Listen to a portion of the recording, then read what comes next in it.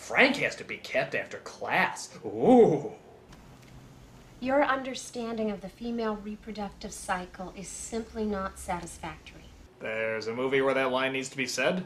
I'm giving you a second chance by assigning an oral presentation.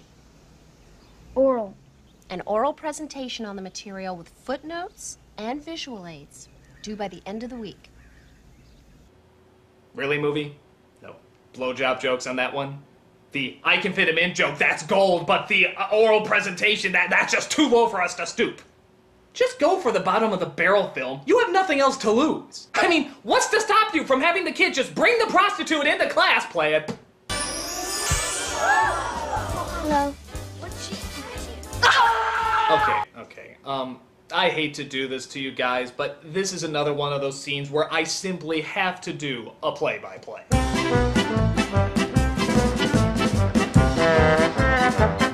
First of all, the kid knows he's doing wrong, so he knows he's gonna fail the assignment. So what's the point in doing it? An important biological function in child rearing as both a food source and headrest. Second, V is trying to hide out, isn't she? As in, not draw attention to herself? This kid is literally drawing attention onto her! Who wants me to go on? Third, I can understand the boys being excited by this, but why are the girls getting turned on? Are they looking to be little prostitutes too? Look at this girl, her reaction's priceless. This is a woman. Well, I'll be yes! Yes, it is! Fourth, he's doing this presentation for his teacher, and yet he actually locks the teacher out of the classroom. Well, if she can't see it, why are you doing it? She can clearly see you're doing wrong, so you're gonna get in trouble anyway. Why'd you even lock her out? Fifth, and most importantly, even though he locked his teacher out of the classroom, brings a prostitute to class, and violates God knows how many school codes and laws in doing it, there are no repercussions for this! Absolutely none! He's never punished. His father's never called. The news never leaves the classroom. V is never questioned. The kid doesn't even get fucking detention.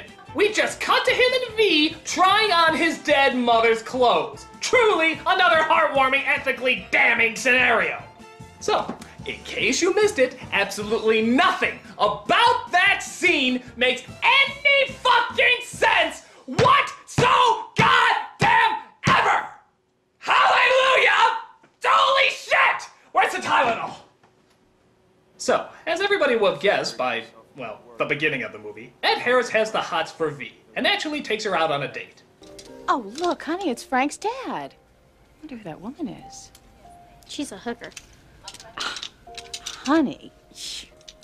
Because that's every mother's reaction to such an everyday line uttered by your daughter, isn't it? I wonder who that is. She's a bitch-ass whorefuck! Oh, Susie. But things, brace yourself for a shock, get even more awkward. As she comes across one of her old clients, which turns out is one of the boys' father. You know this woman, son? Not as well as we know each other, Mr. Smith. You know her father? No. No. No, I may have the name wrong, but I never forget a face. My name is V, like the letter. Your husband and I did business together once. Boy, you know, for a prostitute, you'd think she'd be a little bit more discreet about IDing her clients. But then again, this is the same idiot who, I put nothing by her. But V also finds out that Harris thinks she was a math tutor the whole time. And so she decides to tell him the truth about the treehouse and her real job. What, may I ask, are you doing living in my son's treehouse? Take off your pants and I'll tell you.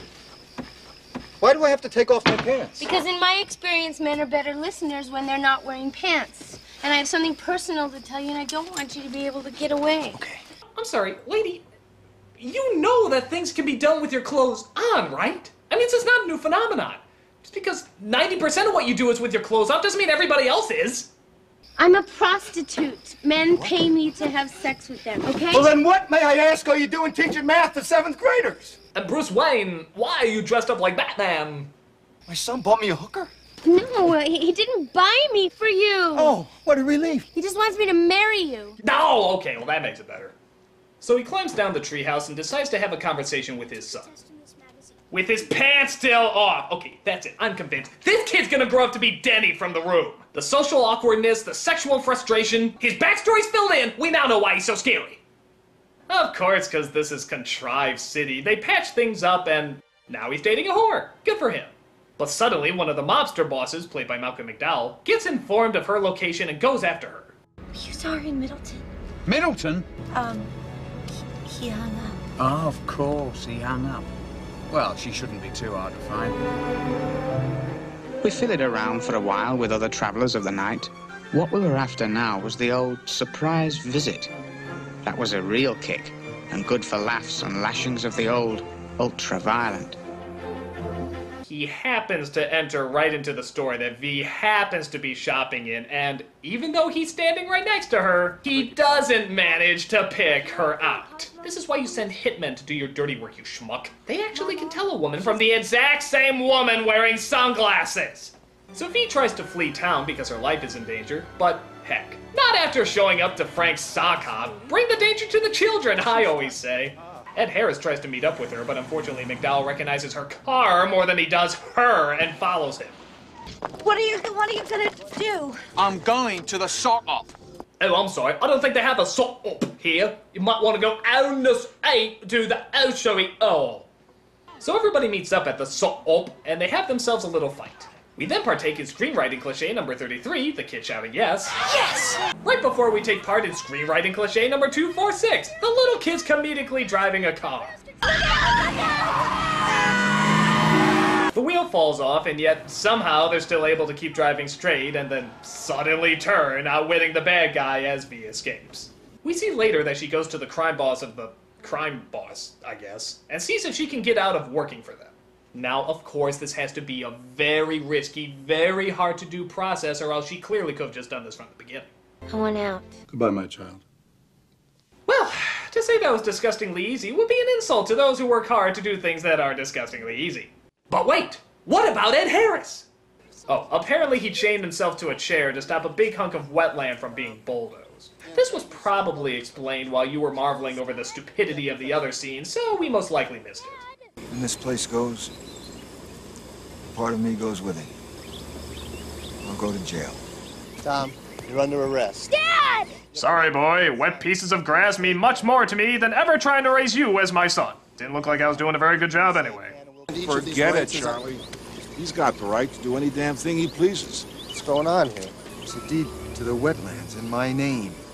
That's right. It turns out V found the stolen money that was hidden in the car and used it to preserve the piles of mud from being destroyed.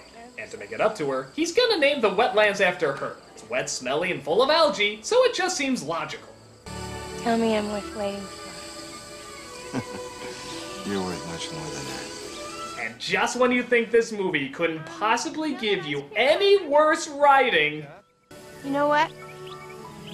There is a place you can touch a woman that'll drive her crazy. Where? Her heart. My God, did you see that? Holy smokes! If you slow it down really carefully, you can see the devil actually trying to escape through that line. Wow, now that's literally ungodly horrendous.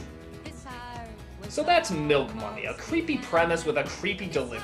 I don't know, maybe if this was made in France as an independent film with a hard R, maybe something could have come from this. But as the quirky little comedy that gives a shrug at every joke, it's pretty unforgivable.